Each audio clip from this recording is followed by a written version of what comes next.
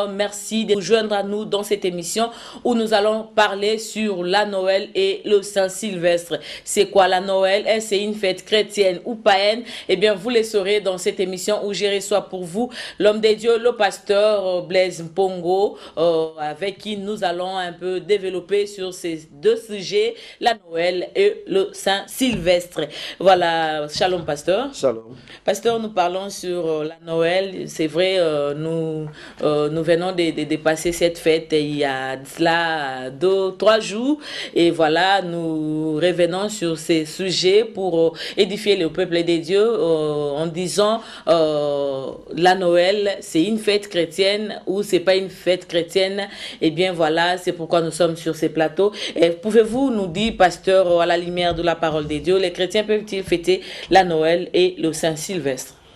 Merci une fois de plus de me faire la grâce de revenir à la charge par rapport à ces dossiers de Noël et de Saint-Sylvestre.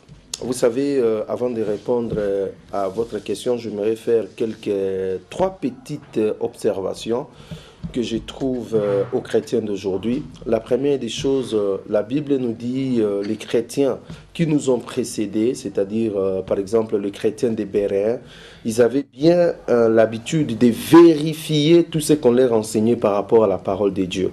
Ce qui n'est pas le cas avec les chrétiens d'aujourd'hui qui sont bourrés de philosophie, des raisonnements et surtout des dogmes et des traditions des hommes.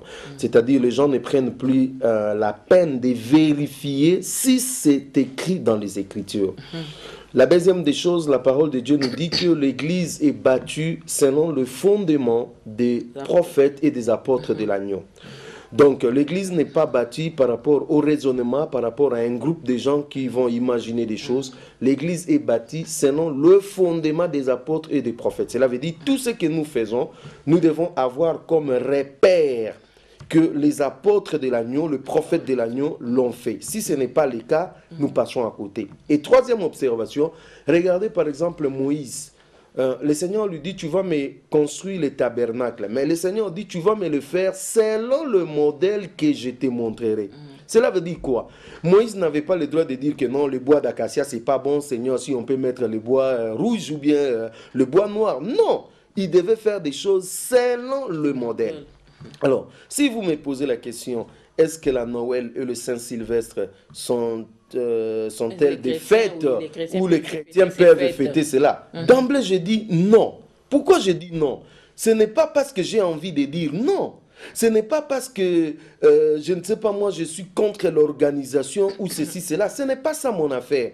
Je dis non parce que... Ou parce que vous êtes trop spirituel. Ou parce que je suis trop spirituel ou ceci, cela. Non. Je dis non, les chrétiens ne peuvent pas fêter la Noël et cette fête de Saint-Sylvestre, tout simplement parce que ce n'est pas recommandé dans les Écritures. J'aimerais mourir à cause des Écritures. Moi, je vais mourir à cause des Écritures, c'est-à-dire tout ce que vous me dites de faire, je vérifie. Est-ce que Jésus l'a fait? Est-ce que les apôtres l'ont pratiqué? Est-ce que les apôtres nous ont recommandé? Donc nous avons les évangiles qui nous montrent oui ou non Jésus-Christ l'a fait. Nous avons les actes des apôtres qui nous montrent oui ou non si les apôtres l'ont pratiqué pendant leur exercice. Et nous avons les épîtres qui nous montrent si oui ou non les apôtres nous ont recommandé de le faire. Or la Noël et les Saint-Sylvestre, ni Jésus-Christ n'a fêté son anniversaire. Oui, Noël, c'est la naissance de Christ, c'est un grand événement. Mais c'est un grand événement qui n'est pas, voilà, qui n'est pas le soubassement de la chrétienté. La chrétienté est basée sur la mort et la résurrection de Christ. Voilà pourquoi Jésus-Christ va nous recommander de célébrer la Sainte Seine, parce que la Sainte Seine symbolise la mort et la résurrection de Christ. Paul dit, lorsque je suis venu vers vous, je n'ai pas cherché à connaître une autre chose si ce n'est Jésus-Christ crucifié. Donc il fait encore allusion à la chrétienté avec la mort et la résurrection. Si on enlève la mort et la résurrection, la chrétienté tombe. Qu'est-ce qui nous apporte la mort et la résurrection? Parce que c'est là où l'objectif de Christ était. Christ est venu pour mourir à la croix. Si Christ n'était pas mort à la croix, bien qu'il était né, il allait passer à côté. Donc ça dit qu'il ne devait pas avoir la rédemption. Or, pour qu'il y ait la rédemption, il a fallu que le sang coule. Parce que c'est ce sang de la nouvelle alliance qui allait réconcilier le monde avec Dieu. Donc ça n'a rien à voir avec la Noël. Voilà pourquoi Jésus-Christ lui-même, pendant son vivant, il n'a pas fêté la Noël. Les apôtres après lui, ils n'ont pas fêté la Noël. Et ils ne nous ont pas recommandé de fêter la Noël. Donc, en tant que chrétien, je ne fête pas la Noël parce que ce n'est pas écrit dans la Bible, ce n'est pas dans les Écritures. Je ne fête pas les Saint-Sylvestre parce que ça n'a rien à voir avec les Écritures. Pasteur, je ne sais pas, les Saint-Sylvestre, là, c'est pas la fin de l'année? Bien sûr, c'est cette fête Oui, de fin est-ce de qu'on l'année. on peut pas fêter les passages d'une année à une autre? Si la Bible me recommandait de le faire, je vais le faire. Mais comme la Bible ne me recommande pas de le faire, je ne le fais pas, d'autant plus que Jésus-Christ nous dit qu'il nous a introduits dans une année de grâce. Il dit dans Luc au chapitre 4, pour publier une année de grâce de l'Éternel. C'est-à-dire, quand vous êtes en Jésus-Christ, vous êtes dans une année de grâce. Vous n'êtes plus régi par 2014, il faut traverser, il faut année de victoire. Déjà, il y a un désordre. Les autres disent 2016, année de victoire, d'autres année de réussite. On ne sait pas c'est quelle année finalement. Hein? Chacun essaye voilà, de faire ce qu'il veut. Ça n'a rien à voir avec la parole de Dieu. Rien, ni de près ni de loin. Pasteur, d'où vient cette dénomination, les Saint-Sylvestre? Pourquoi on l'appelle Saint-Sylvestre? Saint-Sylvestre parce que le 33e pape de l'Église catholique, qui s'appelait Saint-Sylvestre. C'est un pape qui a fait beaucoup dans l'Église catholique. Ok? À la mort de ces papes, le 31 décembre au 4e siècle. Là, vous parlez déjà de l'origine. Voilà, à la mort de ces papes au 4e siècle, vu qu'il avait fait beaucoup pour l'Église catholique, ces papes sera canonisé, c'est-à-dire les catholiques ont l'habitude de faire des gens des saints. Donc il sera canonisé et puis maintenant on va commencer à fêter chaque 31 décembre la fête liée à ces papes Saint-Sylvestre. Et l'Église catholique a coopté cette fête parce que déjà cette fête était fêtée par des Romains. Des Romains avaient bien l'habitude, le 31 décembre, ils vont organiser des banquets, ils vont organiser des grands plats, ils vont des réjouissances pour accueillir la nouvelle année. Eh bien, les catholiques n'ont fait que coopter cette fête païenne romaine et ils vont ramener voilà, ils vont les ramener, voilà, ils les ramener dans la chrétienté derrière Saint-Sylvestre. Mais cela n'a rien à voir comme fondement biblique, ni de près, ni de loin. Donc, c'est une fête qui était à l'origine païenne. On a coopté cela en chrétien. Et puis voilà, les chrétiens maintenant s'accrochent. Le 31 décembre, réveillon, on fait de cela une doctrine. Si tu ne viens pas au réveillon, c'est que tu as un problème. Il faut commencer l'année avec le Seigneur. On donne toutes sortes de théories sur le 31 décembre qui ne sont pas vérifiables par la parole de Dieu. On va y revenir. Parlez-nous un peu de l'origine de la Noël. Bon, la Noël, c'est vraiment une fête qui a commencé par des observations astronomiques. C'est un peu bizarre, mais c'est ça. Donc, l'astronomie, c'est une science qui étudie les astres. Et dans l'astronomie, nous avons plusieurs événements, plusieurs choses qui arrivent, entre autres les éclipses, entre autres les équinoxes, entre autres les solstices. Donc, ce sont là les choses qui sont observées dans l'astronomie. Et la Noël est basée sur les solstices. Les solstices, c'est quoi ?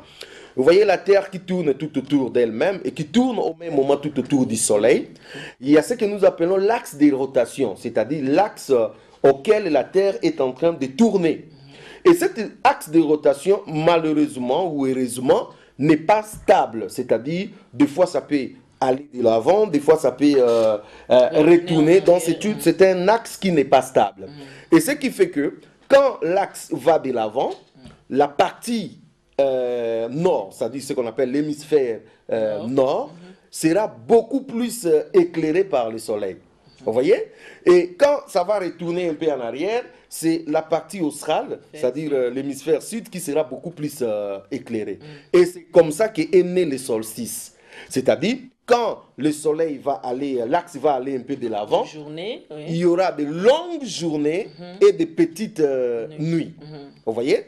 Et quand ça va retourner un peu, il y aura de longues nuits et de petites journées. Donc c'est comme ça est né. Alors, le 21 juin, c'est le zénith du soleil, c'est-à-dire c'est les jours, presque le 21 juin, le 22 juin, là il y a ce qu'on appelle le solstice d'été, c'est-à-dire le soleil brille à une grande quantité par rapport à sa vie sur la terre. Et là maintenant, on parle de solstice d'été. Et quand nous arrivons au 21 décembre, 22 décembre, par exemple cette année je crois c'est le 22 décembre, maintenant, qu'est-ce qui va se passer? Le soleil qui commençait à tomber, c'est-à-dire qui commençait à perdre son éclat petit à petit, à partir du solstice d'hiver, le soleil va reprendre maintenant le cycle de commencer à gonfler encore, c'est-à-dire à pousser, c'est-à-dire à gagner par rapport aux nuits. C'est-à-dire le soleil reprend les cycles où les jours vont devenir encore plus longs par rapport aux nuits. Et c'est en ces jours de solstice qu'on appelle maintenant la renaissance du soleil. Et ces jours-là, pour les Romains, étaient dédiés à un dieu païen qu'on appelle le dieu Mitra, un dieu païen, un dieu soleil. On appelait aussi le soleil invaincu. Donc, ces jours de solstice marquaient la renaissance, c'est-à-dire le soleil n'est pas mort, le soleil revient encore. Et les Romains fêtaient cette journée avec des grands banquets, des fêtes. Et cette fête était accompagnée des orgies sexuelles, des dérèglements, des plaisirs, ainsi de suite. Et c'est comme ça s'est passé. Et lorsque nous sommes arrivés au 3e siècle, un empereur romain au nom d'Aurélien, il va déclarer que le 25 décembre devient la fête officielle du dieu Mitra qui est le patron de l'Empire romain. C'est comme ça que le 25 décembre, le solstice d'hiver, était tombé cette année-là, le 25 décembre. Et on a déclaré le 25 décembre comme étant la fête officielle du dieu Mitra par l'empereur Aurélien. Vous voyez? Et au 4e siècle, il y a un autre empereur, l'empereur Constantin. Lui, il va déclarer le dimanche, Sunday, le jour du soleil, comme étant le jour du repos à l'hommage du dieu Mitra. Donc le dimanche que nous avons ici, à la base, ce n'était pas le jour du Seigneur. C'est devenu le jour du Seigneur après. C'était le jour dédié au dieu Mitra par Constantin. Et lorsque nous arrivons toujours au 4e siècle, il y a le pape Libère.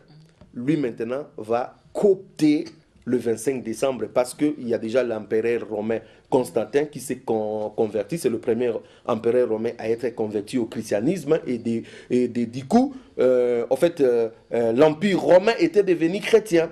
C'est dans ce sens-là, les catholiques voulant mettre tout le monde d'accord, gagner tout le monde, ils vont coopter la fête qui a été dédiée au dieu Mitra.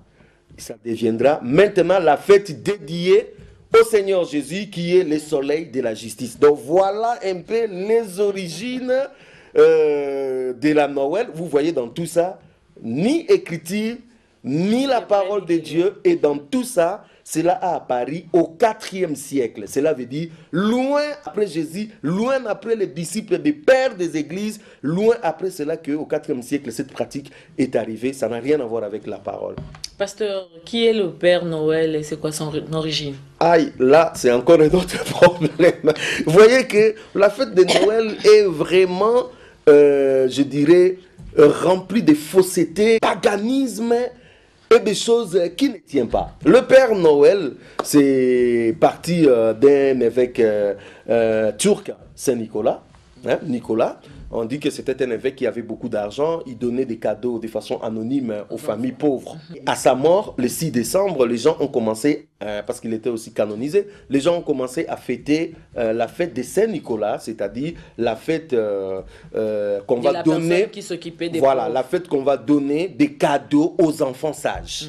Vous voyez, c'est comme ça. C'était le 6 décembre, on fêtait Saint-Nicolas pour Ce donner... n'est plus aux pauvres, maintenant c'est aux enfants Voilà, on sages. faisait beaucoup plus aux enfants sages, à l'honneur de Saint-Nicolas.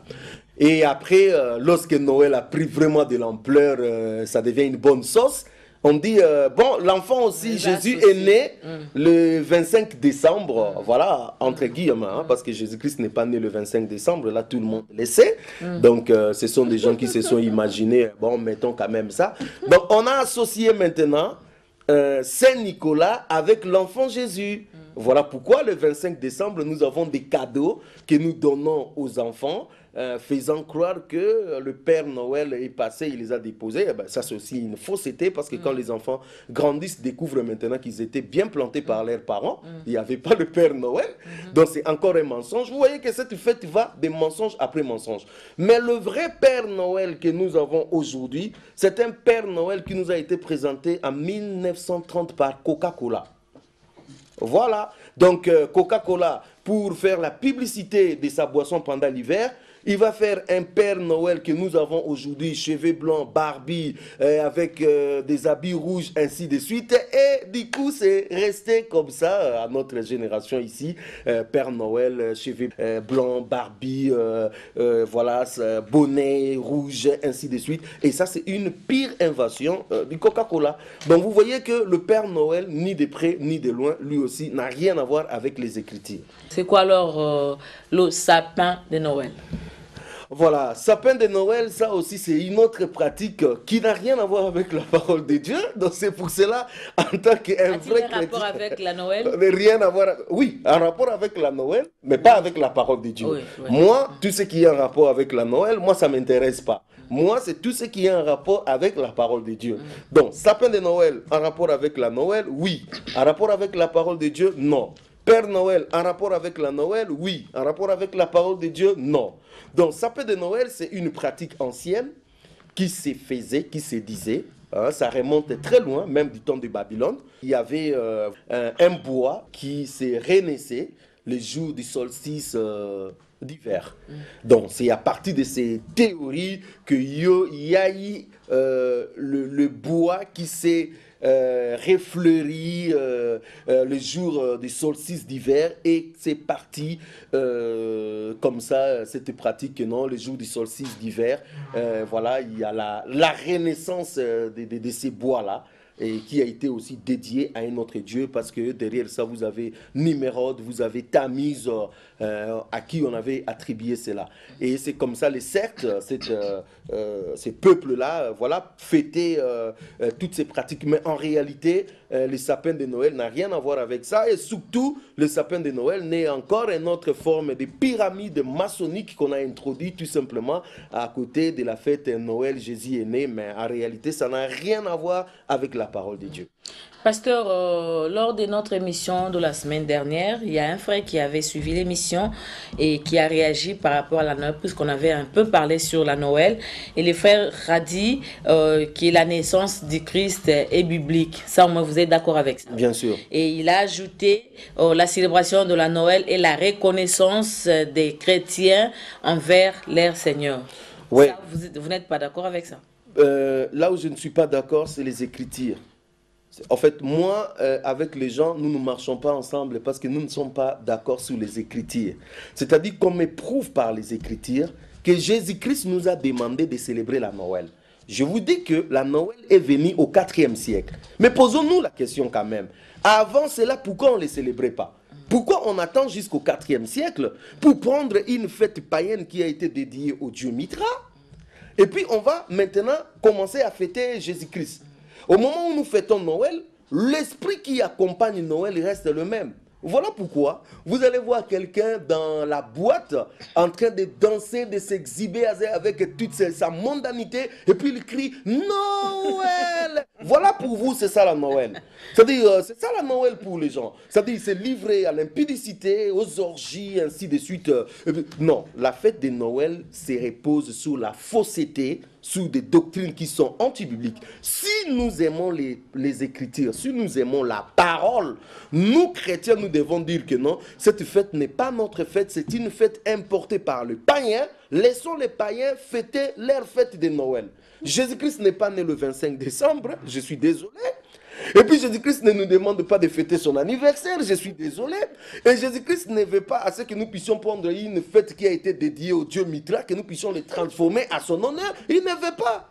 Si réellement nous voulons célébrer la naissance de Jésus-Christ, alors laissons Jésus nous transformer et que nous puissions naître de nouveau. Ce que Jésus veut et que nous puissions naître de nouveau. Pas que nous puissions prendre de l'alcool, voilà, les églises sont pleines, les gens viennent avec des nouvelles habits, c'est ça Noël, c'est-à-dire nouvelles habits, et voilà, c'est ça Noël pour les gens, c'est-à-dire ça n'a rien à voir avec la parole de Dieu, rien à voir. Donc je suis désolé. Les supermarchés, Voilà. les marchés, les grands marchés des Ben oui. Kinshasa sont pleins aujourd'hui à cause de ces deux fêtes où les gens ils vont pour acheter des habits pour les enfants, à manger, tout cela.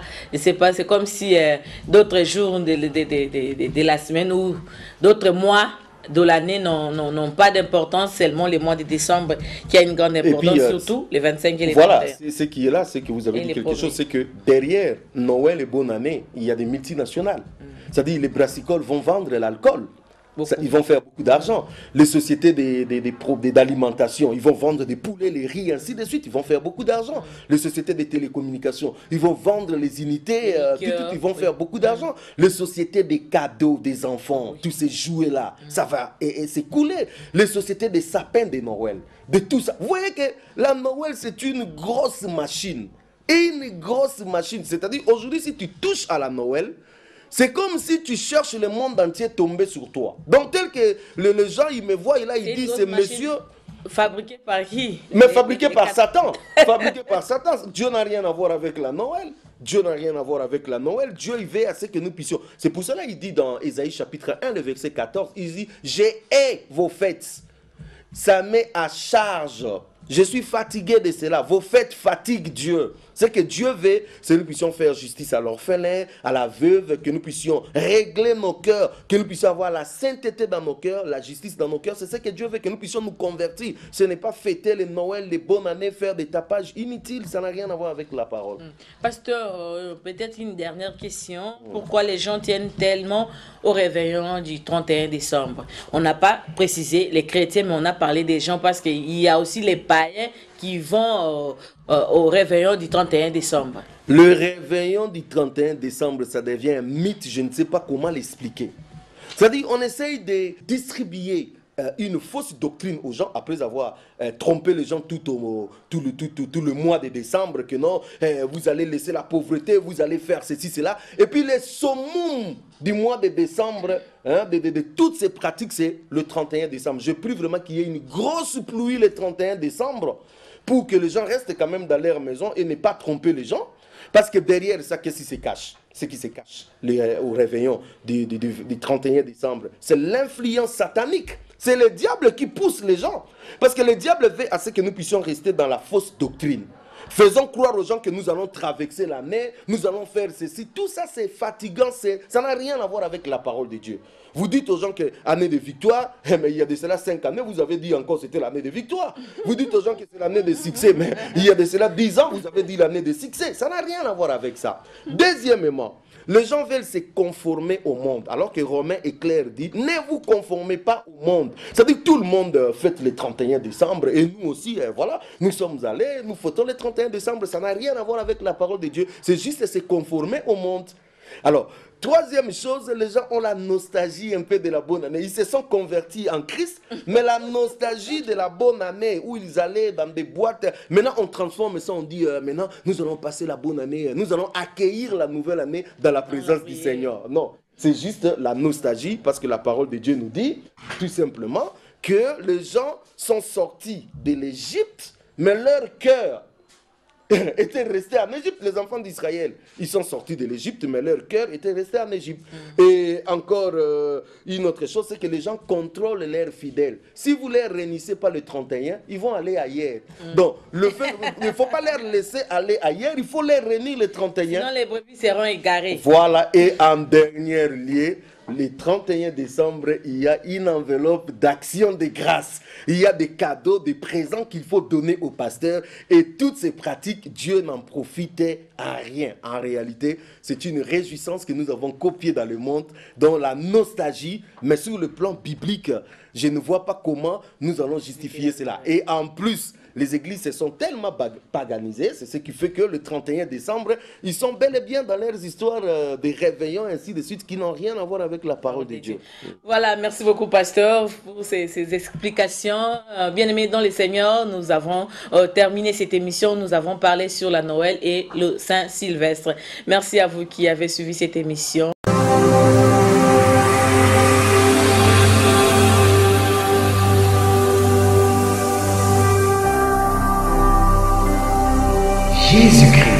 TV, vous connaîtrez la vérité et la vérité vous affranchira.